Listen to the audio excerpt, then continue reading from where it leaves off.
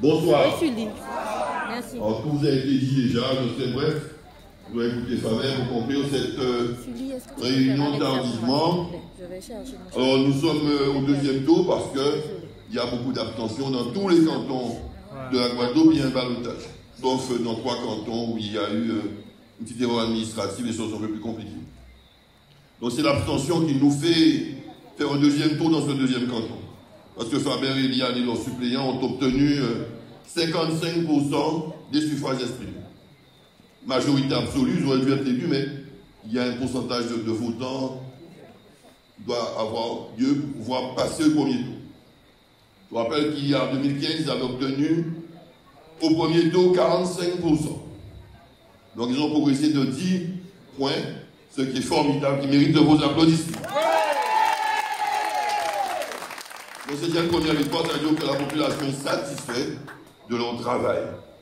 Puis qu'il y a plus de personnes qui apprécient leur travail et qui veulent qu'ils continuent à travailler avec de nouveaux suppléants, mais ce sont toujours les deux mêmes titulaires, Fabien Micheli et Eliane Dio. Donc c'est déjà un premier signe qui nous laisse augurer une belle victoire, sans doute aux alentours de 65% au deuxième tour. Mais pour cela, il faut aller voter. Il ne faut pas compter sur les autres. Il y a eu la fête des pères dimanche, il n'y a pas de fête dimanche qui vient. Donc tout le monde doit pouvoir se mobiliser pour confirmer ce choix du premier tour et voter massivement pour nos candidats. Je compte sur votre sérieux, j'ai regardé la liste électorale, j'ai vu que beaucoup d'entre vous, notamment ici à Liré et autour, ne sont pas allés voter au premier tour.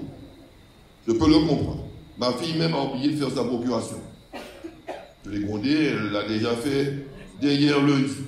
Donc dans toutes les familles c'est le cas, il y a certaines personnes qui ont voté, il y a d'autres plus nombreux qui ne sont pas allés voter.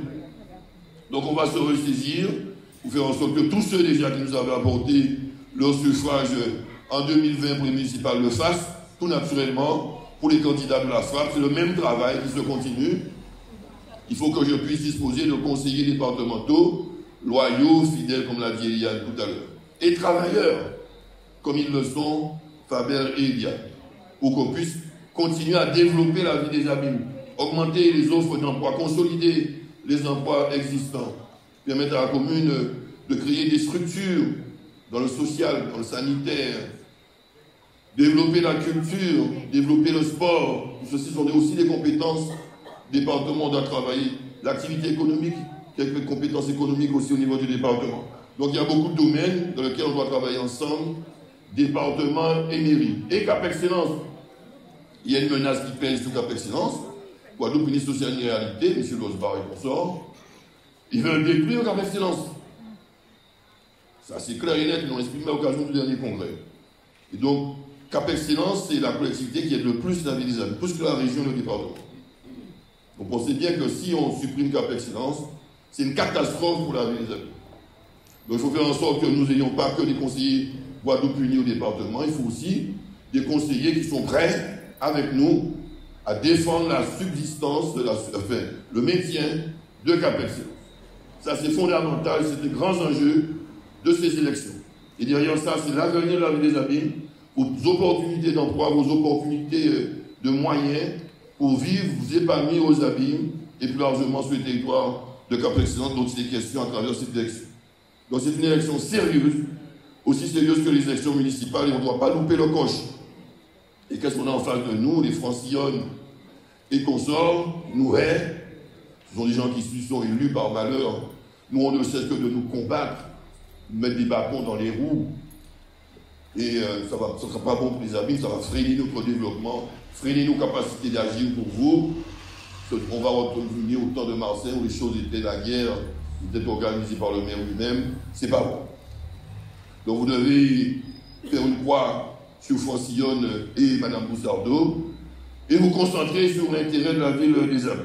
Et le petit Claudéon, candidat de Servat, bon, il fait ses premiers tas, il a fait son score.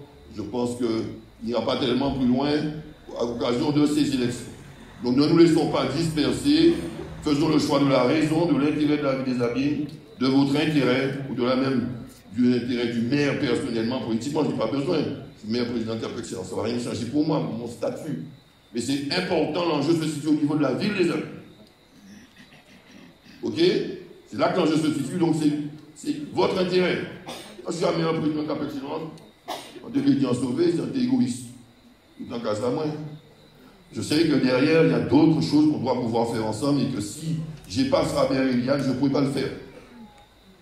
Donc, je compte sur vous pour confirmer très massivement le choix du premier tour à l'occasion du deuxième tour de ces élections.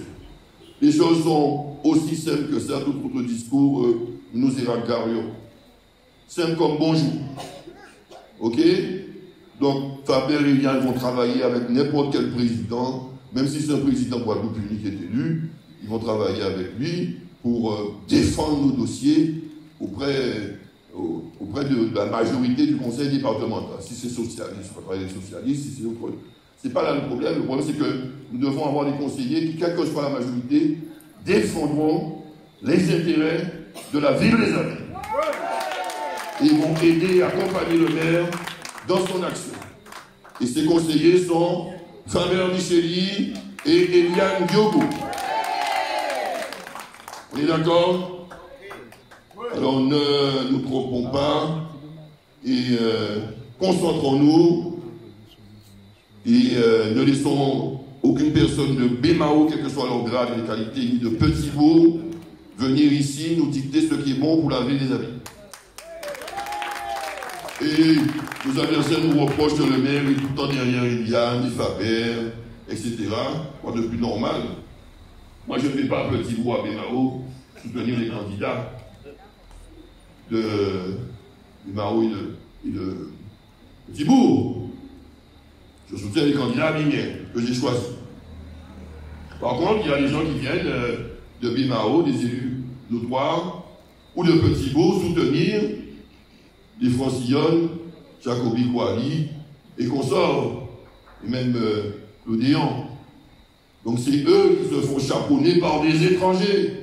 Alors vous êtes soutenus par votre maire de votre commune, que par le maire ou des conseillers de Petit-Beau et de Bimao. Donc ils n'ont pas de leçon à nous donner à ce niveau-là. J'ai besoin de Faber, j'ai besoin d'Eliane. Ce sont des alliés solides, fidèles, loyaux et travailleurs. Alors donnez-les-moi pour renforcer et consolider mon équipe, de sorte que nous puissions continuer après cette crise sanitaire qui pèse comme un couvercle. Et après cette grève de près de 4 mois qui a beaucoup handicapé la vie des amis, nos espaces verts ne sont pas entretenus, nos ordures s'amoncellent, nos enfants ne peuvent pas manger à l'école, les services publics les plus élémentaires en mairie ne sont pas assurés. Bref, tout ceci est fini. Nous avons été les premiers à signer l'accord cadre et quelques avancées pour les travailleurs, je suis content pour eux. Et maintenant, on va nous remettre au travail et du même élan que nous reprenons l'activité communale, nous devons reprendre aussi avec nos conseillers départementaux les actions au niveau de l'Assemblée départementale. C'est pourquoi, dimanche, je vous demande humblement, avec beaucoup de solennité, de voter et de faire voter pour Eliane Diogo et Faber Micheli. Merci.